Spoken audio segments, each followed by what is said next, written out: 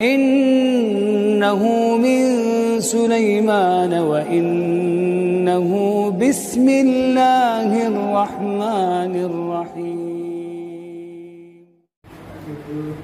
بسم الله الرحمن الرحيم.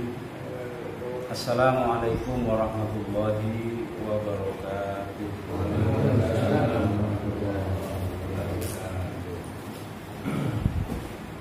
Innal hamdalillah nahmaduhu wa nasta'inuhu wa nastaghfiruh wa na'udzu billahi min shururi anfusina wa min sayyiati a'malina.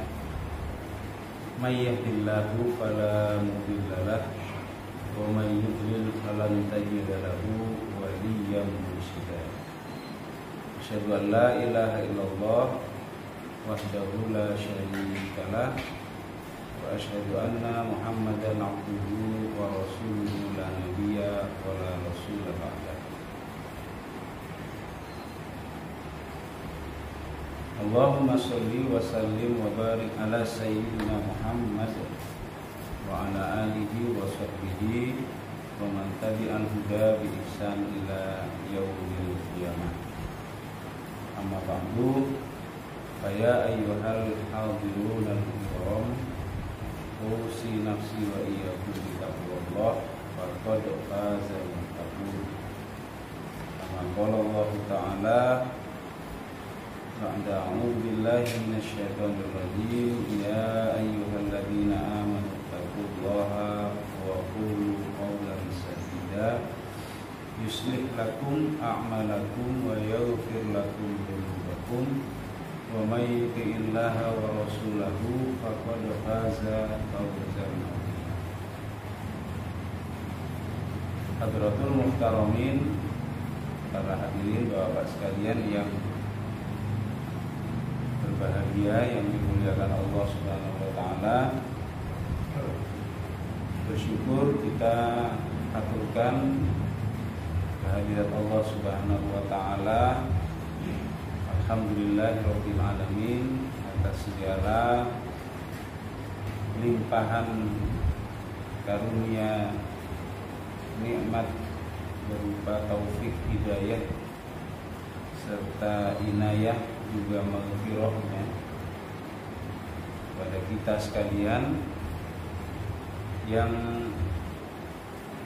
kita tentu tidak bisa untuk menyebut atau menghitung-hitungnya secara rinci. Namun Allah Subhanahu wa taala tetap juga memerintahkan kepada kita untuk bersyukur dengan menyebut-nyebut apa yang telah tercurahkan berupa nikmat Allah kepada kita, karena itu adalah bagian dari apa yang disukai oleh Allah kepada hambanya, yakni hambanya yang berterima kasih dengan selalu menyebut-nyebut pemberiannya sebagaimana yang tertera di dalam Al-Quran, wa amma bi ni'mati rabbika fahaddits. Dan berkaitan dengan apa yang menjadi nikmat dari Tuhanmu, kata Allah, fahaddits, maka sebut-sebutlah, ingat-ingatlah sebagai. Dan Allah sangat senang atas hamba-hambanya yang senantiasa menyebut-nyebutnya, karena itu adalah bagian dari apa yang diperintahkan. Bapak-bapak sekalian yang berbahagia, tentu nikmat yang terbaik yang bisa kita rasakan adalah nikmat kebahagiaan,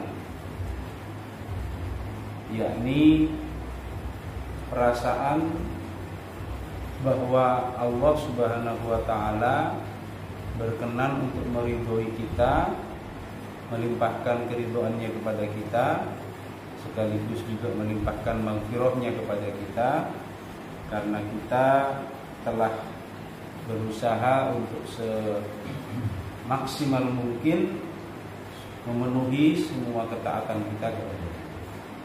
Karena sebenarnya di antara hakikat kebahagiaan atau makna as-sa'adah, hakikat kebahagiaan itu adalah ketaatan kita kepada aturan-aturan yang datangnya dari Allah Subhanahu wa taala. Jadi ketika kemudian manusia kita merasa bahwa kita telah berupaya secara maksimal memenuhi semua ketaatan kita kepada Allah, maka sesungguhnya itulah inti kebahagiaan. Bahagia karena kita telah menjadi sebaik-baik hambanya Allah Subhanahu wa ta'ala yang berusaha untuk tetap dalam ketaatan kepadanya dalam seluruh kehidupan kita, dalam semua sisi kehidupan kita. Walaupun di saat yang sama bisa jadi Allah mungkin menguji kita dengan sesuatu yang secara manusiawi itu tidak menyenangkan. Misalnya diuji dengan kekurangan harta. Diuji dengan kekurangan harta ini sesuatu yang secara manusiawi tidak menyenangkan. Tetapi manakala kemudian kita merasa bahwa kita tetap istiqomah dan bersabar menjalankan ketaatan kita kepada Allah di tengah-tengah ujian kekurangan itu, maka itulah sebenarnya makna kebahagiaan yang sesungguhnya. Lebih-lebih ketika kita diuji dengan sesuatu yang memang menyenangkan secara manusiawi, yakni adanya kecukupan hidup berupa harta, berupa segala fasilitas dan segala macam, dan kita pun masih tetap dalam ketaatan kita kepada Allah Subhanahu wa taala. Itu menjadi kebahagiaan juga sebenarnya. Karena pada dasarnya Allah Subhanahu wa taala menjadikan kehidupan manusia di muka bumi ini sesungguhnya adalah berupa ujian dari Allah kepada kita sebagai hamba-Nya. Allah menegaskan di dalam surah Al-Anbiya, kullu nafsin dha'iqatul maut wa nabluwakum bisyarri wal khairi fitnah wa ilaina turja'un. Kullu nafsin, setiap yang bernyawa, dha'iqatul maut, pasti akan merasakan kematian, termasuk di dalamnya manusia sebagai makhluk yang bernyawa. Dan secara khusus Allah menyebutkan kepada manusia, wa nabluwakum bisyarri wal khairi fitnah. Wa nabluwakum, dan kami menguji kalian, kalian manusia kata Allah, kami menguji kalian bisyarri, dengan keburukan-keburukan, wal khairi, dengan kebaikan-kebaikan, fitnah, yakni sebenar-benarnya ujian. Jadi fitnah di sini sama maknanya dengan bala. Wa nabluwakum, ini dari kata bala sebagai ujian. Kami menguji kalian kata Allah dengan keburukan, dengan kebaikan, fitnah, yakni sebagai sebenar-benarnya ujian. Wa ilaina turja'un, dan hanya kepada kamilah kata Allah kalian akan kembali. Nah, jadi para hadirin yang dirahmati Allah, kalau mengacu kita kepada ayat surah Al-Anbiya ini, maka kita menyadari bahwa apapun yang terjadi pada diri kita sebagai manusia, kita menjalani kehidupan ini dengan segala apa yang kita anggap menyenangkan, membahagiakan, semua kebaikan, semua semua kebaikan, semua hal yang kita anggap menyenangkan, semua hal yang kita anggap membahagiakan, kesuksesan, kegemilangan, kejayaan, kemenangan, itu dianggap oleh manusia itu sebagai sesuatu yang menyenangkan hidupnya, sebagai kesenangan hidup. Allah tegaskan itu sebagai ujian. Itu Allah tegaskan sebagai ujian.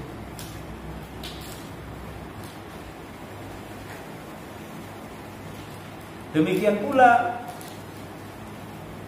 sebaliknya, sesuatu yang secara manusiawi dianggap sebagai keburukan,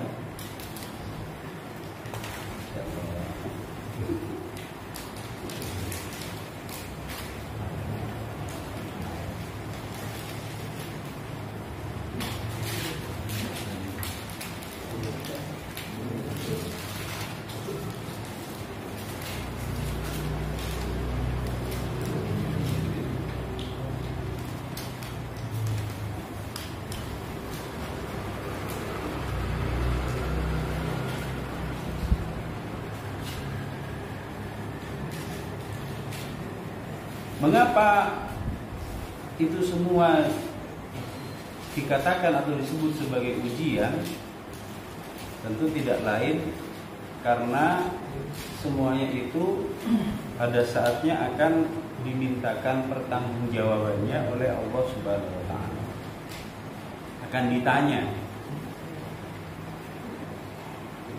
akan dimintakan pertanggungan jawab oleh Allah Subhanahu wa taala terkait dengan asyar atau al-khair, terkait dengan keburukan demi keburukan atau kebaikan demi kebaikan.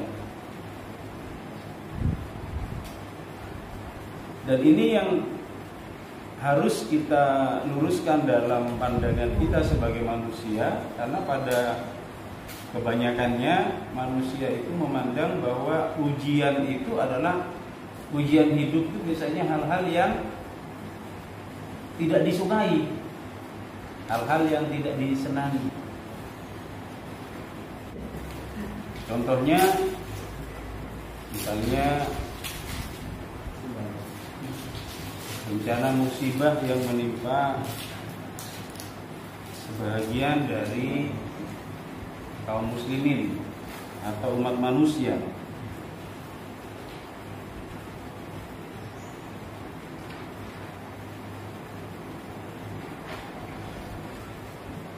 Yang terjadi di Maroko berupa gempa bumi yang kemudian bisa menurut kabar sampai menewaskan lebih 3.000 korban jiwa, atau yang berikutnya badai dahsyat yang disertai dengan banjir bandang yang menewaskan lebih dari 3.000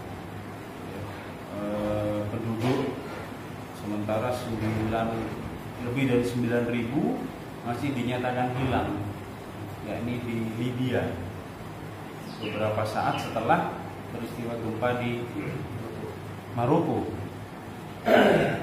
Itu adalah sebuah bencana yang tentunya semua manusia sepakat menyebutnya sebagai ujian bagi mereka-mereka yang mengalaminya, musibah. Dan Allah telah menegaskan itu di dalam surah Al-Baqarah, di dalam firman-Nya, "Walanabluwannakum bisyai'in minal khaufi wal ju'i wa naqsin minal amwali wal anfusi was samarat wa basyiris shabirin alladzina idza asabathum musibah qalu inna lillahi wa inna ilaihi raji'un." "Walanabluwannakum bisyai'in minal khauf." Kami pasti akan menguji kalian, kata Allah, dengan sesuatu yang menimbulkan khauf, menimbulkan ketakutan.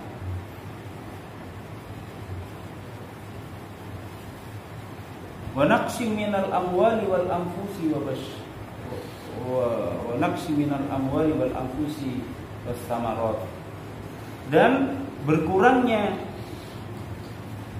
harta, berkurangnya jiwa, berkurangnya hasil-hasil bumi, hasil-hasil pertanian. Maka kata Allah, wa basyiris sabirin. Maka kabarkanlah berita gembira bagi orang-orang yang bersabar. Maksudnya Allah menjanjikan pahala yang besar, ridhaan yang besar, ampunan yang luas, rahmatnya yang luas bagi orang-orang yang bersabar. Alladzina idza asabatkum musibah, yakni mereka-mereka yang apabila mereka ditimpa dengan kejadian-kejadian semacam itu, yakni berkurangnya harta, berkurangnya jiwa, berkurangnya hasil-hasil bumi mereka karena ditimpa dengan berbagai macam musibah maupun bencana semacam itu, maupun timbulnya berbagai kekhawatiran dan ketakutan atas apa yang terjadi, mereka kemudian bersabar dan menganggapnya itu semua adalah bagian dari ketentuan Allah atas mereka. Maka mereka kemudian bersabar, menerima ridho terhadap apa yang terjadi, dan mereka kemudian dengan kesadarannya berikrar inna lillahi wa inna ilaihi raji'un. Sungguhnya kami ini memang, kita ini memang miliknya Allah. Wa inna ilaihi raji'un, dan hanya kepada Allah lah kami atau kita semua akan dikembalikan. Jadi artinya orang-orang tersebut memiliki kesadaran bahwa apa yang mereka anggap sebagai aset mereka, sebagai milik mereka, kehidupan yang menyenangkan, kehidupan yang menenteramkan, bersama aset-aset yang mereka miliki, beserta anak keturunan yang mereka punyai, mereka tetap menyadari bahwa sesungguhnya itu bukanlah kepemilikan yang sejati, hanya berupa amanah atau titipan. Karena amanah atau titipan, maka ya tentu saja apabila yang menitipkan atau yang memberikan amanah mengambilnya kembali, ya, kita kan tidak bisa menolaknya, menahannya. Makanya ada seseorang itu menyatakan, berlakulah di dunia itu sebagaimana seorang tukang parkir. Sebanyak apapun mobil yang dititipkan atau kendaraan yang dititipkan kepadanya, tidak menjadikan dirinya sombong. Sebanyak apapun mobil, bahkan itu mobil-mobil mewah, kendaraan-kendaraan mahal dititipkan kepadanya, tidak menjadikan dirinya sombong. Oh, dia hanya dititipi, bukan pemiliknya. Begitu tukang parkir. Tidak lantas menjadikan dirinya sombong, takabur, dan merasa ini semua adalah miliknya. Dan hingga kemudian si pemilik kendaraan-kendaraan tersebut itu lalu mengambil kendaraannya hingga seluruhnya habis, tidak pula menjadikan diri si tukang parkir itu merasa sedih. Oh, juga bukan miliknya. Begitu. Malah sebaliknya senang gitu ya, karena berkurang amanahnya, berkurang tanggung jawabnya, berkurang, dan dia mendapatkan atas tanggung jawabnya tadi adalah kompensasi. Nah, ini hakikat kehidupan dunia yang seharusnya bisa kita jalani dalam kehidupan ini.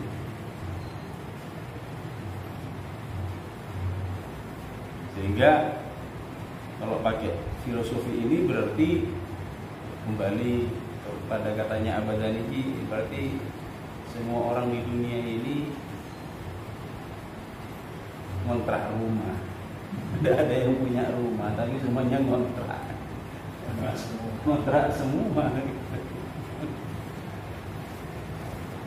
Karena pada saatnya dia harus mengembalikan gitu semua aset yang dia nikmati, ya, semua aset yang dia tempati dan sebagainya. Para hadirin yang dirahmati Allah Subhanahu wa taala, sehingga berbagai musibah yang kemudian menimpa itu apabila kaum muslimin menjalaninya dengan penuh kesabaran dan kesadaran, maka niscaya Allah Subhanahu wa taala akan menggantikan semua kesedihan itu menjadi bagian dari kebahagiaan. Sebab apa? Sebab di antara hal-hal yang menjadikan dirinya itu mengalami kekurangan atas apa-apa yang dia miliki, dia tetap dalam ketaatannya kepada Allah Subhanahu wa taala. Makanya disinilah kalau kita berpikir mengenai apa yang sebenarnya kita berusaha raih dalam kehidupan ini, semua umat manusia sepakat bahwa apa yang dikejar dalam kehidupan ini, apa yang berusaha diraih dalam kehidupan dunia ini tidak lain adalah kebahagiaan. Tidak lain adalah kebahagiaan. Dalam bahasa Al-Quran, Rabbana atina fid dunya hasanah. Jadi semua orang ingin meraih hasanah, meraih kebaikan atau as-sa'adah dalam kehidupan di dunia. Hanya kemudian ini yang perlu dipertegas lagi untuk sampai pada parameter yang hakiki. Kebahagiaan seperti apa yang ingin dicapai? Sebab dalam kehidupan dunia ini tidak selalu orang itu berada di masa-masa kejayaannya atau kesuksesannya. Tetapi ada kalanya dia berada di masa-masa kekalahan atau kehancuran, keterpurukan dalam kehidupannya. Tapi dalam semua kondisi itu dia ingin tetap bahagia. Dia ingin tetap bahagia. Kan begitu. Meskipun kondisinya berada di atas, tetap saja yang diinginkan bahagia. Meskipun kondisinya terburuk, manusia pun tetap ingin bahagia.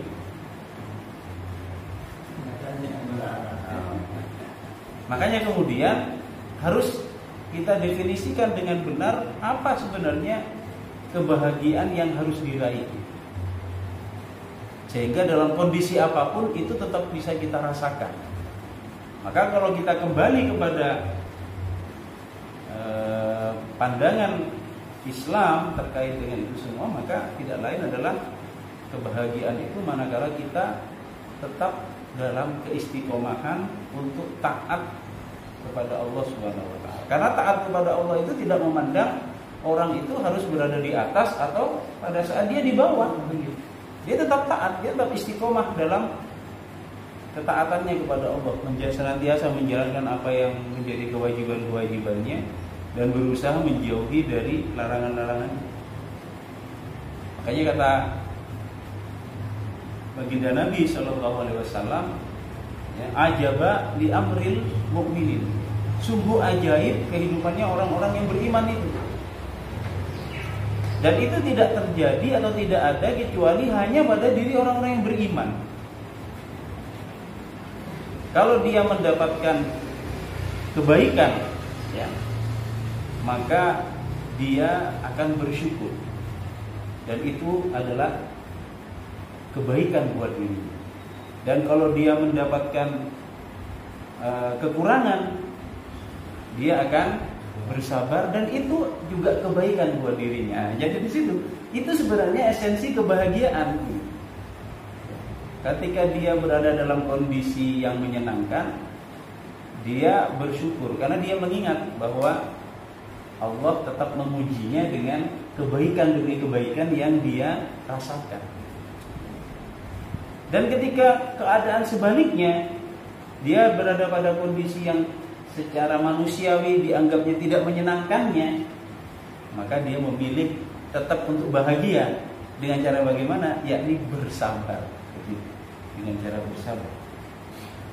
Memang bisa saja kesedihan, kesulitan itu secara manusiawi dirasakan, tapi ketika kemudian cara berpikir seseorang itu menganggap ini ujian Allah, Allah sedang menguji saya dengan keadaan sulit seperti ini, sebagaimana Allah juga sedang menguji saya dengan keadaan sebelumnya yang menyenangkan, maka niscaya hal semacam ini akan lebih mudah untuk kita rasakan, untuk kita bisa gapai kebahagiaan seperti itu, atau yang disebut dengan hasanah tadi, kita meraih kebaikan dunia, dan yang paling penting juga yang tidak kalah pentingnya adalah wafil akhirati hasanah, ya, waqina adzabannar. Makanya ini disebut sebagai doa pamungkas, doa sapu jagat. Doa sapu jagat, sebab siapa yang tidak ingin di dalam kehidupan dunianya dia berbahagia? Siapa yang tidak ingin? Semuanya pasti ingin begitu. Semuanya ingin dalam kehidupan dunia itu dalam kondisi bahagia, dalam kondisi hasanah, dalam kondisi as-sa'adah, bahagia dalam hidupnya di dunia. Pasti ya ingin. Tapi kan bagaimanapun dinamika hidup itu bersifat fluktuatif. Ibarat roda yang berputar, kadang di atas, kadang di bawah, terus begitu. Gak bisa seorang itu di atas terus, gak bisa di bawah terus. Tapi kemudian ketika ada kesadaran, ya namanya hidup ini kan ujian. Ya di atas itu kita sedang diuji, di bawah kita sedang diuji. Kalau kita di atas sedang diuji, kita mau bersyukur apa enggak? Sebab Al-Quran sendiri sudah menyontohkan orang-orang yang diuji pada kondisi dia sedang di atas ada dua versi. Ada dua versi. Nah, versinya Nabi Sulaiman dengan versinya Fir'aun gitu. Ini kan diuji dengan kondisi di atas ini. Kondisi di atas. Dan Nabi Sulaiman ketika diuji dengan semua kekayaan, ya, semua kekayaan, sampai-sampai dalam satu keterangan itu disebutkan orang terkaya di dunia sekarang itu kekayaannya kalau di total dibandingkan dengan kekayaan Nabi Sulaiman tidak sampai 1%-nya katanya. Kekayaan orang paling kaya di dunia sekarang, yakni Elon Musk. Elon Musk ini pemilik perusahaan global mobil Tesla, mobil listrik. Jadi katanya orang paling kaya di dunia. Kekayaannya ternyata tidak sampai 1%-nya dari kekayaannya Nabi Sulaiman. Tapi Nabi Sulaiman ketika diuji dengan itu, dia tidak lantas menjadikan dirinya sombong, tapi dia tetap berada pada keadaan imannya dengan dengan pernyataannya yang diabadikan oleh Al-Quran. Pernyataannya yang diabadikan oleh Allah di dalam Al-Quran. Beliau menyatakan hadza min fadli rabbi liyabluwani ashkuru am akfur. Beliau menyatakan hadza min fadli rabbi, ini semua adalah min fadli rabbi, dari keutamaan yang diberikan oleh Allah kepada diri, keutamaan yang Allah berikan kepada diri. Liyabluwani. Nah, ini yang penting di situ. Liyabluwani, untuk menguji diriku, sebagai ujian buat diri. Ashkuru am akfur, apakah aku dengan ini semua tetap menjadi hamba Allah yang bersyukur dan tetap dalam ketaatan kepada Allah, am akfur, atau sebaliknya saya menjadi orang yang ingkar. Itu Nabi Sulaiman mencontohkan.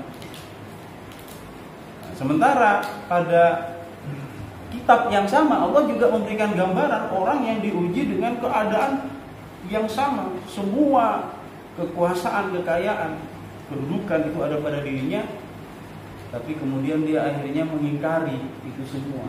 Bahkan mengklaim kalau ana rabbukumul a'la, aku adalah Tuhanmu yang paling tinggi. Nah, itu yang juga diabadikan oleh Allah dari perkataannya Fir'aun. Dari perkataannya Fir'aun. Jadi ada dua versi. Ada dua versi.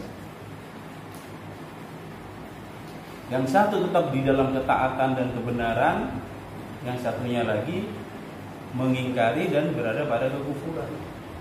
Dan dua-duanya diabadikan oleh Al-Quran sebagai pelajaran buat manusia, bahwa apapun yang terjadi dalam kehidupan manusia itu sebenarnya semuanya itu adalah bagian dari ujian Allah.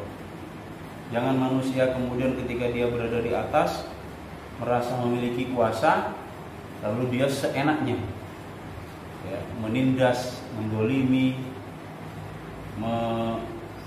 merelokasi, menggusur, mengosongkan. Ini istilahnya itu dipakai sekarang gitu.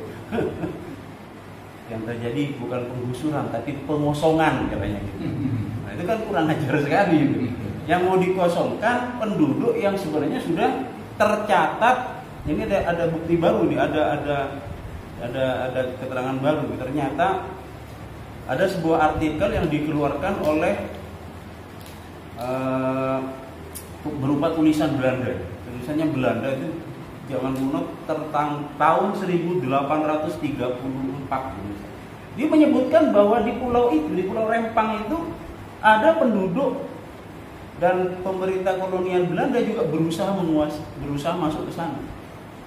1834. Jadi negara ini belum ada masih. Negara ini belum ada.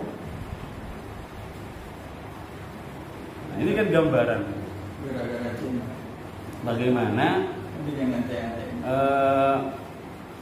klaim-klaim sepihak oleh orang-orang yang memiliki kekuasaan dengan semena-mena mereka melakukan kezaliman hanya gara-gara mereka merasa berada di atas dan tidak merasa bahwa itu adalah ujian Allah kepadanya. Tidak merasa. Dengan searogansinya mengatakan, ya sudah kita kirim aja. Kalau ada 1000 penduduk yang menolak, kita kirim 1000 pasukan, piting satu-satu orang gitu. Enak sekali ngomong begitu, dipiting. Akhirnya ketika ramai, kok main arogan begitu? Enggak, maksudnya meeting itu memeluk. Jenderal piting. Yang dimaksud dengan piting itu di dalam ketentaraan memeluk. Ini jadi buat sekalian dirahmati Allah. Allah sebenarnya mengingatkan kepada kita semua itu, jangan semena-mena dengan apa yang dimiliki, sebab semuanya itu adalah ujian dari Allah, itu adalah ujian. Apalagi ketika Allah uji dengan kekuasaan, dengan pangkat jabatan yang tinggi, posisi sebagai penguasa. Posisi sebagai penguasa ini kan seharusnya menunjukkan sikap rijalud daulah. Rijalud daulah ini sikap kenegarawanan. Sikap kenegarawanan. Sikap kenegarawanan itu berarti adalah sikap yang menunjukkan bagaimana tanggung jawabnya sebagai penguasa yang oleh Allah Subhanahu wa taala diberikan amanah untuk melayani rakyatnya itu dijunjung dengan setinggi-tingginya. Sebab baginda Nabi SAW mengatakan al-imamu ra'in wa huwa mas'ulun an ra'iyatihi. Al-imam, pemimpin, penguasa, ya, karena al-imam yang dimaksud itu bukan sekedar imam sholat, tapi adalah penguasa. Ra'in ini pelayan. Wa huwa mas'ulun, dan dialah, wa huwa ini lil hasyr, menjadi batas. Hanya dia nanti yang akan menjadi mas'ulun, yang akan dimintai tanggung jawab, bukan yang lain. Wa huwa mas'ulun an ra'iyati, dialah yang nanti akan dimintai tanggung jawab. Siapa yang minta tanggung jawab? Tentu yang memberinya amanah tadi. Siapa? Ini Allah Subhanahu wa taala. Dia yang akan dimintai tanggung jawab oleh Allah. An ra'iyatihi, mengenai orang-orang yang seharusnya diberinya pelayanan. Jadi ini adalah gambaran sebenarnya. Jadi kalau baginda Nabi mengatakan al-imamu ra'in wa huwa mas'ulun an ra'iyatihi, berarti posisi menjadi imam atau penguasa, orang yang memiliki kekuasaannya itu sebenarnya adalah ujian buat dia, adalah fitnah buat dia. Bahkan baginda Nabi itu pernah menolak ketika ada seorang sahabat itu, yakni Abu Dzar Al-Ghifari itu datang menemui baginda Nabi, wahai baginda Nabi, barangkali saya bisa diberi kesempatan untuk menjadi wali atau menjadi gubernur di suatu wilayah yang ada di bawah kekuasaan Anda.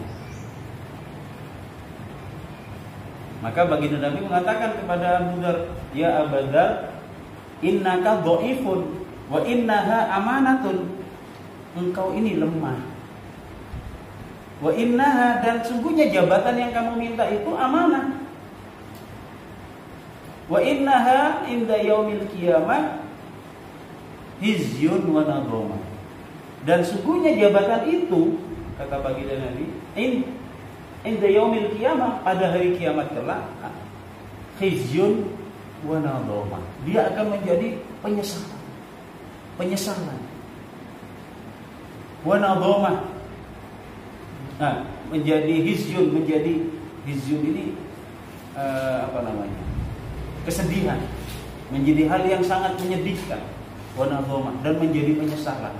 Jadi pada hari kiamat kelak, kalau melihat keterangan dari baginda Nabi itu, orang-orang yang berusaha. Kan sekarang kan berusaha namanya. Kalau kan kampanye apa segala kan berusaha mereka untuk menjadi penguasa ini. Itu mereka kemudian menyesal. Aduh, kenapa dulu saya kok sampai padahal yang saya dapatkan dalam kehidupan akhirat saya ternyata. Jadi benar-benar yang disampaikan baginda Nabi itu bahwa jabatan atau kekuasaan itu pada gilirannya dia akan menjadi kesedihan yang mendalam buat dirinya, menjadi penyesalan.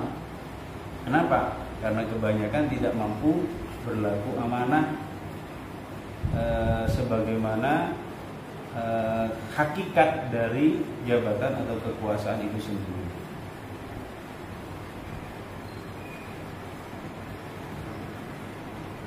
Demikian pula para hadirin yang dirahmati Allah Subhanahu wa taala,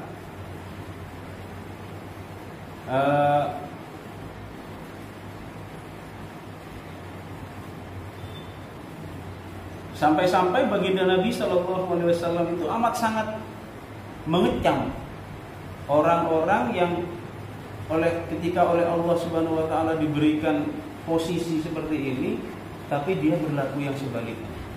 Baginda Nabi sampai berdoa kepada Allah dalam satu keterangan,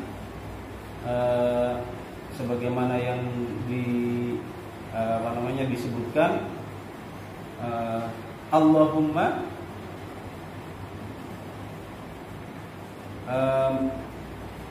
man waliya min amri ummati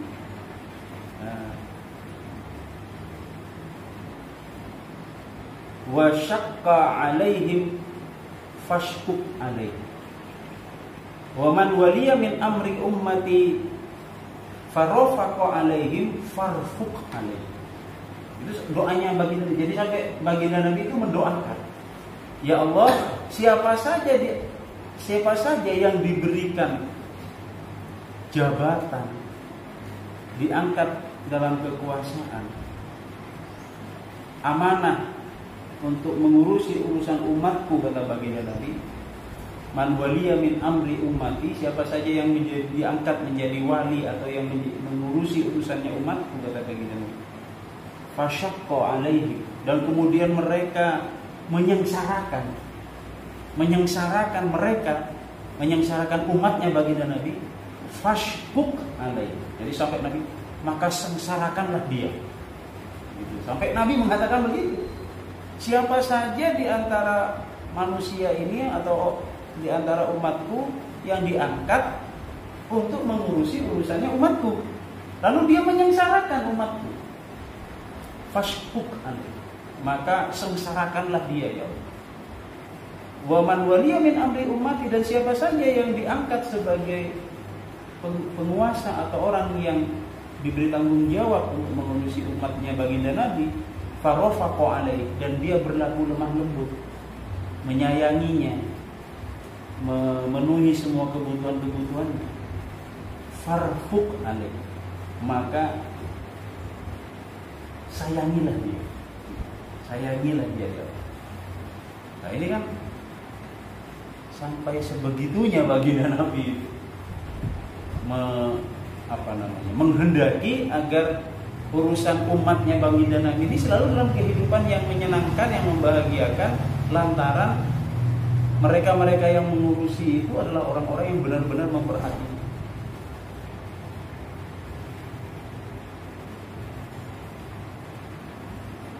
Para hadirin yang dirahmati Allah Subhanahu wa taala. Jadi itulah sebenarnya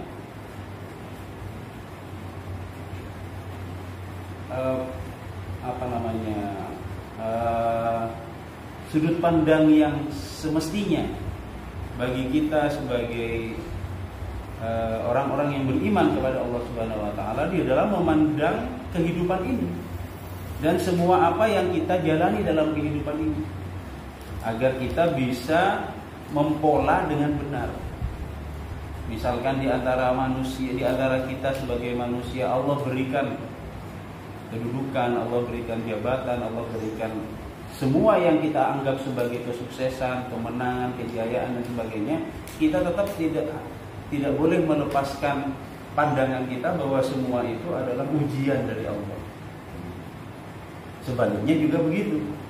Ketika kita mendapatkan kesulitan, kekurangan, kemelaratan, musibah dan sebagainya, kita pun juga harus menganggapnya sebagai ujian dari Allah yang kita dituntut untuk tetap bersabar, sehingga pada gilirannya apapun yang terjadi pada diri kita sebagai hamba Allah, kita akan tetap mendapatkan kebaikan dan kebahagiaan dalam kehidupan, dan itulah sebenarnya yang dicari dalam kehidupan kita ini. Makanya kemudian sebenarnya sederhana, bahwa yang namanya bahagia itu adalah kondisi di mana seseorang itu tetap dalam ketaatan kepada Allah apapun yang dia alami dalam kehidupannya. Apapun yang dia alami. Nah, ketika itu tetap terwujud dalam kehidupan seseorang, maka dia akan senantiasa dalam kebahagiaan hidupnya. Apapun yang terjadi, apapun yang dia alami. Tidak lantas menjadikan dirinya itu berbeda. Kadang-kadang kan muncul pandangan pada diri seseorang, saya ini kan sudah melaksanakan semua ketaatan kepada Allah, tapi kenapa hidup saya kok masih susah? Nah ini berarti kan ada cara pandang yang kurang tepat. Saya sudah sholat, sudah saya laksanakan semua, tidak kurang-kurang, bahkan selalu saya tambah dengan tahajud, tapi kenapa hidup saya kok masih kekurangan gitu istilahnya.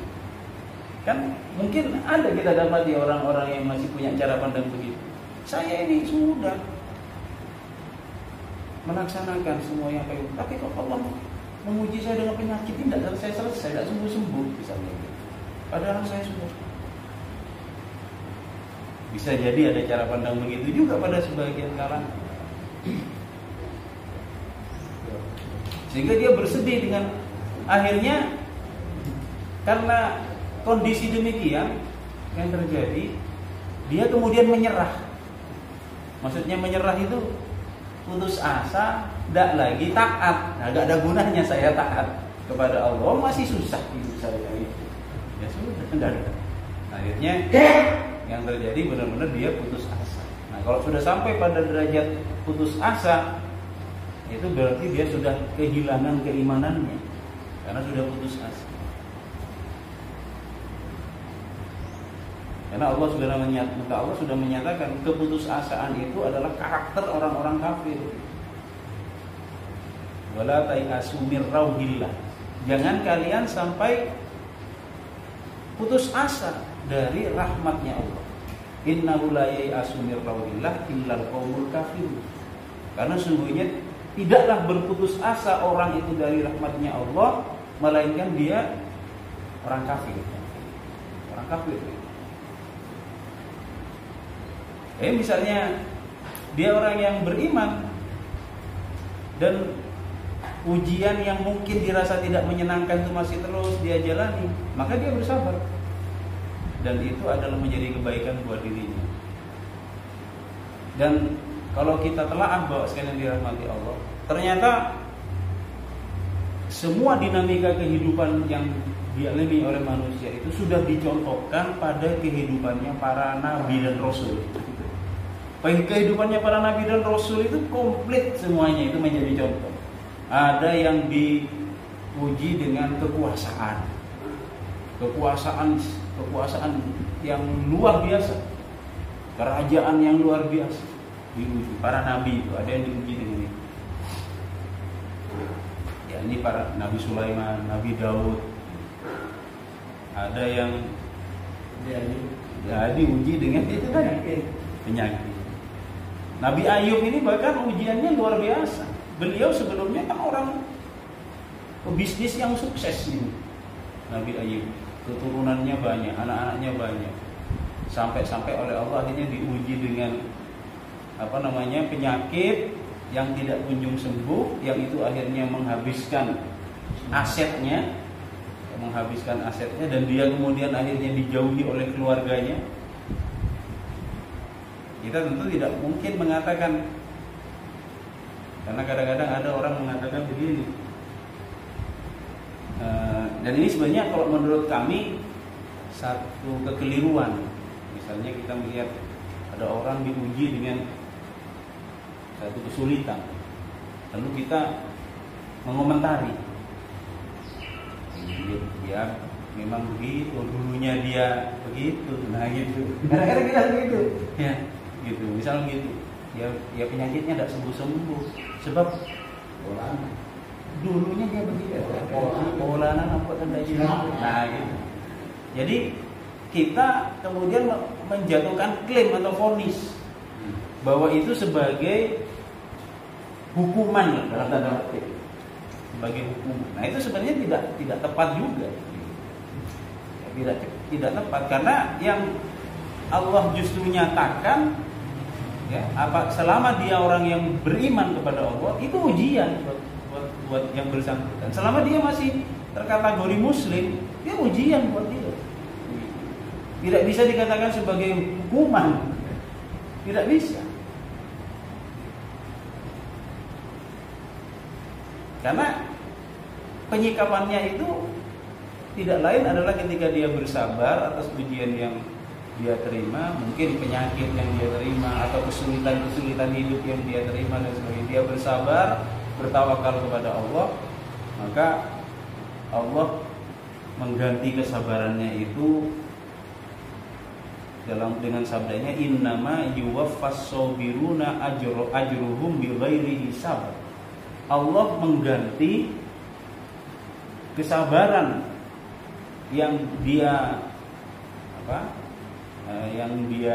lakukan dalam hidupnya atas berbagai penderitaan yang dia alami itu dengan pahala ajruhum bighairi hisab, pahala yang tanpa batas. Pahala yang tanpa batas. Jadi tidak ada batas. Pahala yang Allah tetapkan atas mereka-mereka yang bersabar. Tidak ada batasnya. Kalau istilahnya anak muda sekarang itu unlimited. Kuota unlimited. Jadi hidupnya sudah jadi bukan seumur hidup tuh. Kalau unlimited itu. Ya, yang bersangkutan yang pegang kuota sudah mati masih diteruskan oleh anak turunannya. Unlimited namanya itu. Nah, itu namanya ajruhum bighairi hisab. Pahalanya tanpa batas.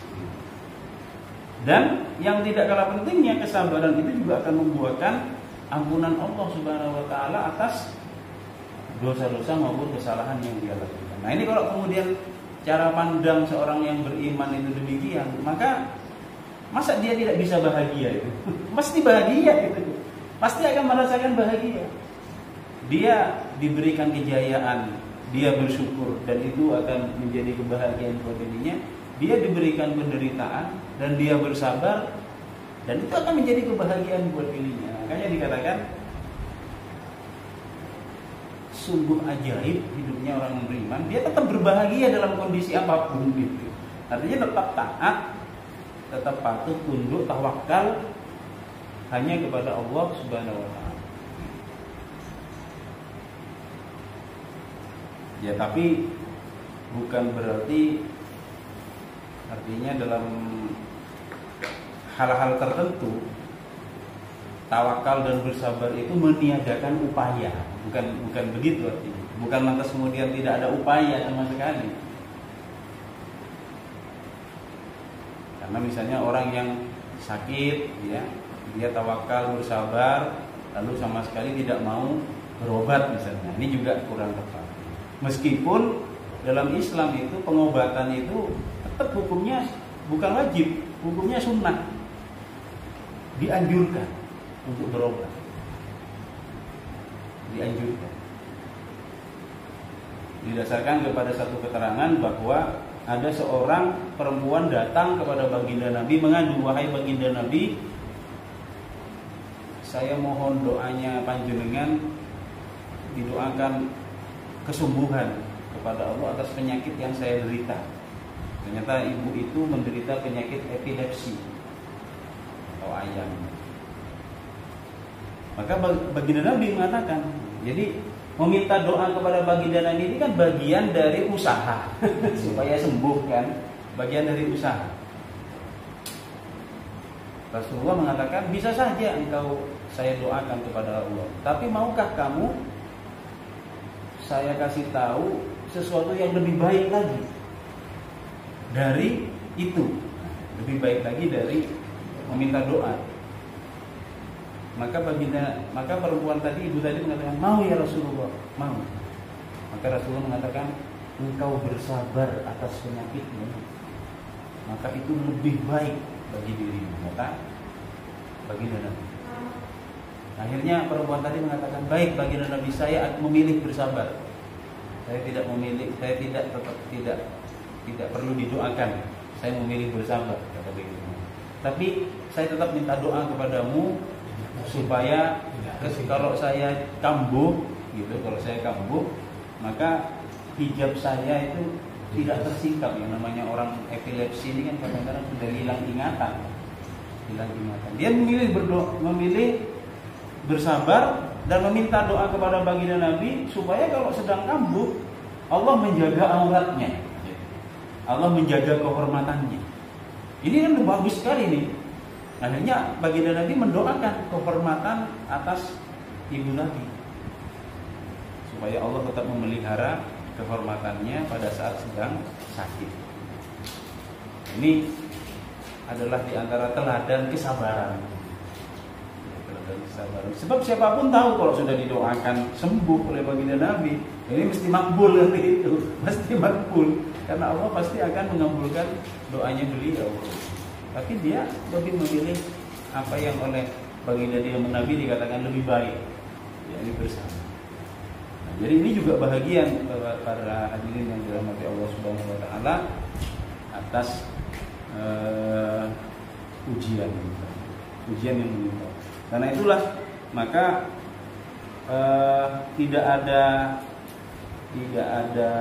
yang lain ya dalam kita memandang kehidupan ini selain bagaimana Allah mengajarkan kita cara pandang yang tepat, yakni menjadikan semuanya ini sebagai umum. Tapi sekali lagi ketawakalan kita kepada Allah, kesabaran kita kepada Allah itu atas apa yang menimpa bukan lantas meniadakan usaha. Bahkan usaha pun juga bisa menjadi bagian dari tawakalnya kita kepada Allah. Satu contoh seperti yang terjadi dengan saudara-saudara kita itu. Mereka melawan mereka melawan kezoliman yang terjadi atas diri mereka, itu sebenarnya bukan bentuk ketidaksabaran, bukan bentuk ketidaktawakalan. Itu juga bagian dari apa yang diperintahkan oleh Allah kepada mereka.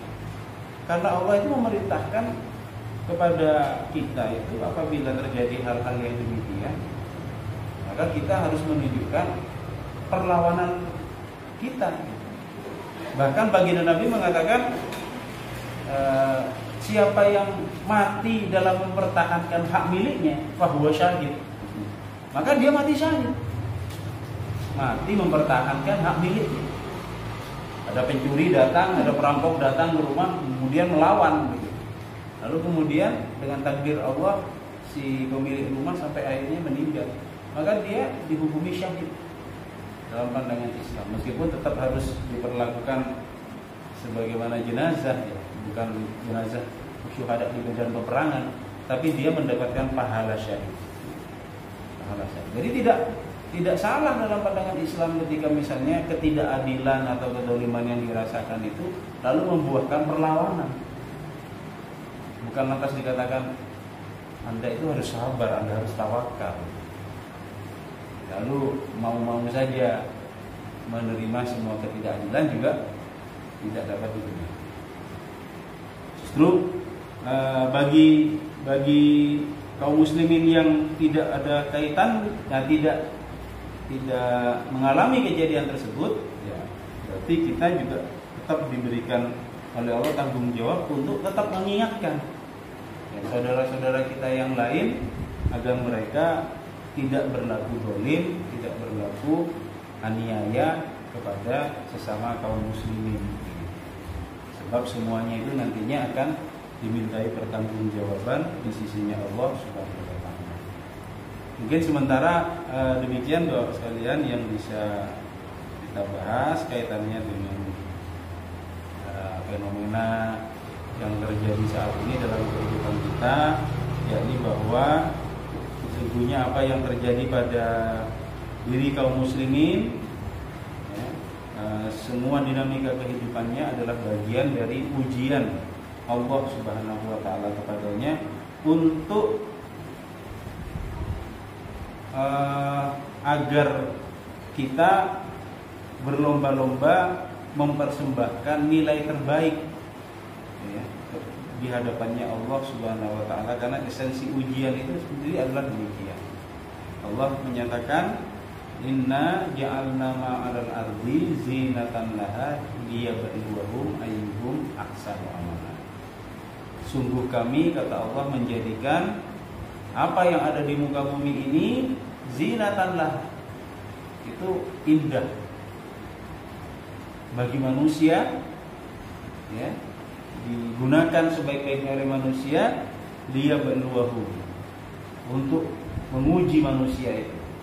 Ayyuhum ahsanu amala, siapa di antara mereka yang bisa mempersembahkan nilai yang terbaik kepada Allah Subhanahu wa taala. Mungkin demikian, kurang lebihnya kami mohon maaf. Barangkali ada yang ingin disampaikan sebelum kita akhiri, kami mempersilakan.